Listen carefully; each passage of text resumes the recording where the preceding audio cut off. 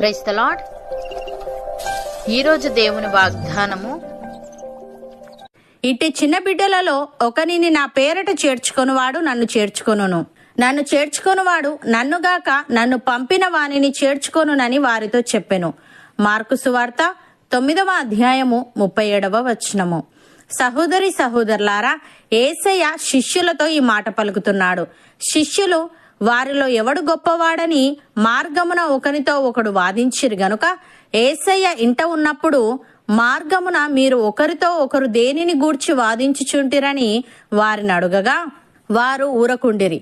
అప్పుడు ఆయన కూర్చుండి 12 మందిని పిలిచి, ఎవడైనను మొదటి వాడయుండగోరిన ఎడల వాడందరిలో కడపటివాడును అందరికీ పరిచారకుడునై ఉండవలనని చెప్పి ఒక చిన్న బిడ్డను తీసుకొని వారి మధ్యను నిలవబెట్టి వారిని ఎత్తి కౌగిలించుకొని, ఇటు చిన్న బిడ్డలలో ఒకనిని నా పేరట చేర్చుకొనువాడు నన్ను చేర్చుకొనును, నన్ను చేర్చుకొనువాడు నన్నుగాక నన్ను పంపిన వానిని చేర్చుకొనునని వారితో చెప్పాను. ప్రియులారా, ఈ వచనాలలో యేసయ్య తన శిష్యులకు ఒక విలువైన పాఠాన్ని బోధించడానికి పిల్లల ఉదాహరణను ఉపయోగించాడు. వినయం, అమాయకత్వం మరియు నిజమైన శిష్యత్వం యొక్క స్వభావాన్ని సూచించడానికి ఆయన ఒక బిడ్డను తీసుకొని వారి మధ్యలో ఉంచాడు. ఇక్కడ శిష్యులు తమలో ఎవరు గొప్ప అని వాదించుకున్నారు. నిజమైన గొప్పతనం గురించి వారికి బోధించడానికి యేసయ్య ఈ అవకాశాన్ని ఉపయోగించుకున్నాడు. ఈ వాక్యంలో పిల్లవాడు వినయం మరియు అమాయకత్వానికి ప్రతీక.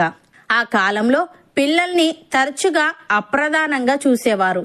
యేసయ్య ఒక పిల్లవాడిని ఉదాహరణగా ఉపయోగించడం ద్వారా తన శిష్యులకు పరలోక రాజ్యంలో నిజమైన గొప్పతనానికి మార్గం వినయం మరియు పిల్లల లాంటి హృదయం అని బోధిస్తున్నాడు.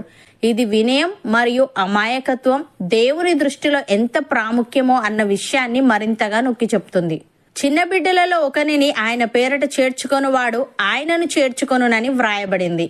వారి పట్ల దయచూపడం అంటే క్రీస్తు పట్ల దయచూపడమే. క్రీస్తును నేర్చుకొనువారు ఆయన్ను పంపిన తండ్రి అయిన దేవుని చేర్చుకున్నట్టే. ఎందుకంటే క్రీస్తు తండ్రితో ఏకంగా ఉన్నాడు.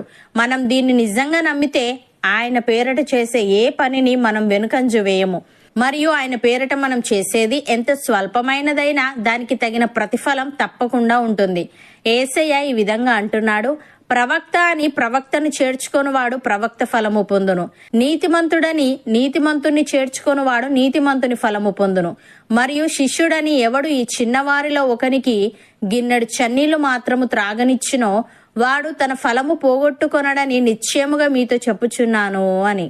ప్రియులారా, మీరు ప్రభువైన క్రీస్తు యేసును అంగీకరించిన విధముగా ఆయన యందు వేరుపారిన వారై ఇంటి వలె కట్టబడుచు, మీరు నేర్చుకొనిన ప్రకారముగా విశ్వాసమందు స్థిరపరచబడుచు, కృతజ్ఞతాస్థుతులు చెల్లించుటయందు విస్తరించుచు ఆయన యందుండి నడుచుకొనుడి. ఆయనను అనుసరింపక మనుష్యుల పారంపర్యాచారమును అనగా లోక సంబంధమైన మూల పాఠములను అనుసరించి మోసకరమైన నిరర్ధక తత్వజ్ఞానము చేత మిమ్మల్ని చెరపట్టుకుని పోవువాడెవడైనా ఉండునేమో అని జాగ్రత్తగా ఉండుడి. ఏలే దేవత్వం యొక్క సర్వపరిపూర్ణత శరీరముగా క్రీస్తునందు నివసించుచున్నది, మరియు ఆయన యందు మీరును సంపూర్ణులై ఉన్నారు. ఆయన సమస్త ప్రధానులకును అధికారులకును శిరస్సై ఉన్నాడు. అపోస్తలుడైన పౌలు హెబ్రీలకు వ్రాస్తూ ఈ విధంగా అంటున్నాడు, ఇందును గూర్చి మేము చెప్పవలసినది అనేక సంగతులున్నవి గాని మీరు వినుటకు మందులైనందున వాటిని విశదపరచుట కష్టము. కాలమును బట్టి చూచితే మీరు బోధకులుగా ఉండవలసిన వారై ఉండగా దేవోక్తులలో మొదటి మూలపాఠములను ఒకడు మీకు మరలా బోధింపవలసి వచ్చెను. మీరు పాలు త్రాగవలసిన వారే గాని బలమైన ఆహారము తినగలవారు కారు. మరియు పాలు త్రాగు ప్రతి వాడును శిశువే గనుక నీతి వాక్య విషయములో అనుభవము లేనివాడై ఉన్నాడు. వయస్సు వచ్చిన వారు అభ్యాసము చేత మేలు కీడులను వివేచించుటకు సాధకము చేయబడిన జ్ఞానేంద్రియములు కలిగి ఉన్నారు గనుక బలమైన ఆహారము వారికే తగును అని. సహోదరి సహోదరులారా, సమస్తమును పరీక్షించి మేలైన దానిని చేపట్టుడి. ప్రతి విధమైన కీడునకును దూరముగా ఉండుడి. సమాధానకర్తయగు దేవుడే మిమ్మును సంపూర్ణముగా పరిశుద్ధపరచునుగాక. మీ ఆత్మయు జీవమును శరీరమును మన ప్రభువైన యేసుక్రీస్తు రాకడియందు నిందారహితముగాను సంపూర్ణముగాను ఉండునట్లు కాపాడబడునుగాక. మిమ్మును పిలుచువాడు నమ్మకమైన వాడు గనుక అలాగు చేయును. నమ్మిన వారు నాతో పాటు ప్రార్థనలు ఏకీభవించండి. పరిశుద్ధుడా, ప్రేమగల తండ్రి, చిన్న బిడ్డలలో ఒకనిని నీ పేరట చేర్చుకొనువాడు నిన్ను చేర్చుకొనునని, నిన్ను చేర్చుకొనువాడు నిన్నుగాక నిన్ను పంపిన వానిని చేర్చుకొనునని నీవు తెలియజేశావు. తని నీకు స్తుతులు.